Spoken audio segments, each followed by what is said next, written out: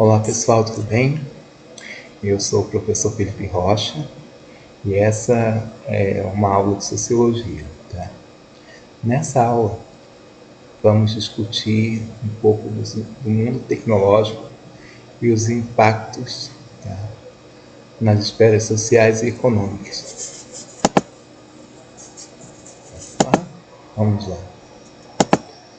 A habilidade que a gente vai trabalhar nessa aula é analisar e avaliar os impactos das tecnologias na estrutura e nas dinâmicas de grupos, povos, sociedades contemporâneas, fluxos populacionais, financeiros, de mercadorias, de informações, de valores éticos e culturais, etc., bem como suas interferências nas decisões políticas, sociais, ambientais, econômicas e culturais.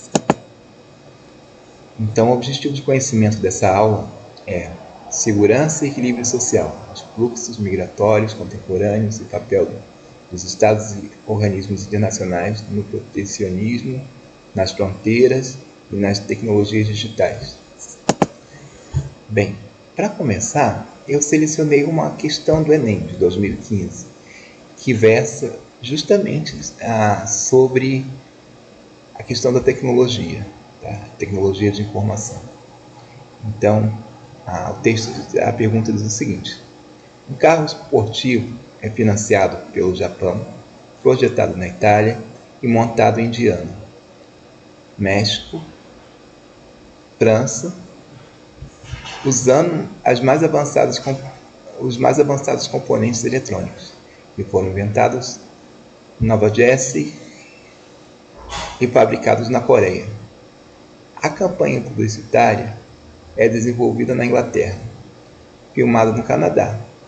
A edição e as cópias feitas em Nova York, para serem vinculados no mundo todo. Teias globais disfarçam-se com uniforme nacional, que lhe mais por convenientes. Então, a pergunta é o seguinte: a viabilidade do processo de produção ilustrado pelo texto pressupõe o uso de, e a questão correta é a organização em rede de tecnologia de informação. Então, a gente vê que esse carro ele foi projetado, montado, campanha publicitária, etc., desenvolvida em vários países para ser vendido no mundo inteiro. Isso só foi possível pela tecnologia de informação. Se a gente pensar no processo de globalização, ele não é novo, não é nada que começou hoje, etc. Tá? A gente sabe que no século XV esse processo se acelerou. Então, de trocas comerciais, por exemplo, nesse período, a gente tem as navegações, novos países, o contato de mercadoria com esses países, etc. Então, esse não é um processo novo. E, para ser sincero, ele é muito mais antigo. Se a gente pensar em povos como fenícios, vikings, etc., eles já trabalhavam com comércio. O comércio já era algo muito importante. No entanto, houve um momento de desaceleração, especialmente quando a gente fala na Europa. Porque na Idade Média, devido a uma situação de guerras e conflitos, a Europa ficou fechada em si por muito tempo. E isso começa a mudar com as cruzadas. O que são as cruzadas? Tá? As cruzadas eram expedições de caráter religioso, econômico, militar, que se formaram na Europa entre os séculos XI e XIII, contra os heréticos e os muçulmanos. E tem uma coisa interessante: embora o objetivo religioso das cruzadas acabou fracassando, mas o grande papel dela foi no desenvolvimento do comércio. Tá? Tanto tirando os árabes que dominavam o mar Mediterrâneo, tanto fazendo comércio com a Ásia, com a África, Então, a gente tem uma retomada desse período de comércio a partir das cruzadas. O mercantilismo é um processo importante nessa retomada comercial, mas o que eu quero chamar a atenção é o que vai viabilizar o progresso desse processo de globalização, que são os meios de comunicação. Então a gente tem, em 1835, foi inventado o telégrafo.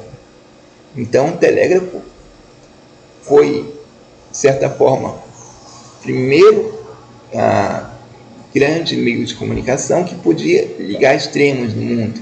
A gente passa pela invenção do telefone, por Graham Bell, a gente passa pelo rádio, com James Maxwell e etc. Então, esse processo vai acelerando a globalização. E uma característica. Esse slide aqui está meio fora de lugar, depois eu volto nele.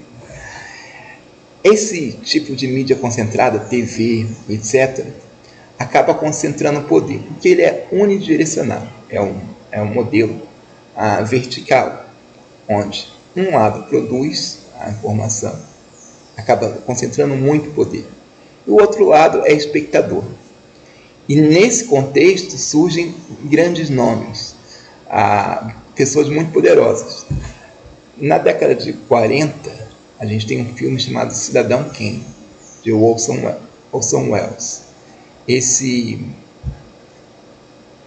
filme foi um marco para mostrar o grande poder da mídia, com a concentração do poder nas mãos de um só. E a gente pode pensar também no premier italiano Silvio Berlusconi, que chegou ao poder graças a ser dono de uma grande rede de telecomunicações na Itália. E aqui no Brasil a gente pode pensar também na família Collor, na TV Gazeta lá de Alagoas, e eles acabaram concentrando muito poder por terem um conglomerado de mídia em suas mãos. Bem, agora sim, a gente pode voltar mais atrás um pouquinho. Deixa eu voltar aqui. Anterior. Mais um. Aqui. Não. Mais um. Anterior. Agora sim. A internet acaba transformando muito mais esse processo de transformações, principalmente porque a informação passa a ser bidirecional, transformando as formas de produção, etc. Mas as redes de comunicação tiveram uma transformação, uma real transformação, através das mídias sociais. Como o nome já diz, né, a gente pode ver YouTube, você no YouTube, ou você na tela, Facebook e etc. Esse tipo de mídia social acaba transformando tendo uma característica muito especial, que ela é horizontal, ela é bidirecional. Qualquer pessoa, supostamente, pode criar conteúdo. Por exemplo, eu aqui estou criando um conteúdo que vai ser vinculado nas redes sociais e vai com aula para vocês. Então, qualquer pessoa tem a capacidade de se expressar. Então, como resultado, a gente tem a descentralização do poder, que estava muito concentrado na mão de grandes empresários dos meios de telecomunicações. Outra coisa também é que há uma questão revolucionária nisso. Existiram algumas revoluções, a gente pode citar a Primavera Árabe, que através das redes sociais foram feitas revoluções em países que existiam ditaduras no Oriente Médio, e foi derrubado presidentes, etc. Um processo redemocratização que se deu especialmente através das redes sociais. A gente pode pensar também na forma de comportamento das pessoas. As pessoas podem se expressar de diferentes formas, identidades diferentes, etc. Esse é o mais impacto das redes sociais. E por último, a gente pode pensar tanto nas fake news, porque quando a gente tem esse processo de atomização de comunicação, etc., a gente também tem muitas pessoas falando e a questão da regulamentação fica mais precária, principalmente no começo, tá? Então a gente tem fake news se espalhando, a gente tem o uso político das redes sociais, inclusive ligado também com fake news, etc., a briga de poder através das redes sociais. Bem, essa aula, o objetivo mesmo era discutir tanto esse papel da globalização, como o papel das comunicações, tanto na globalização, como ele influencia as nossas vidas. Então é isso e até a próxima. Epa!